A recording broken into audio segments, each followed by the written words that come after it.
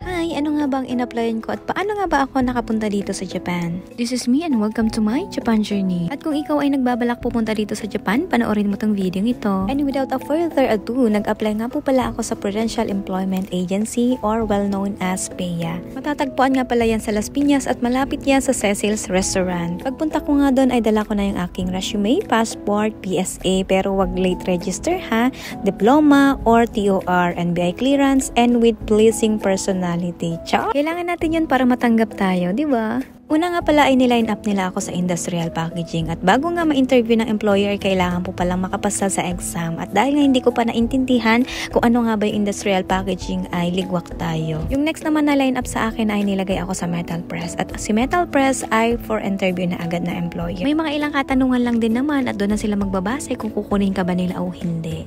At sa mga sagot naman hindi naman kailangan mahaba, simple lang, basta galing sa puso mo. At dito nga ako na-select sa metal press, thank you Lord. Marami nga palang offer na trabaho si PEA katulad ng baker, food processing, electronics, metal press, farming, construction and caregiver at marami pang iba.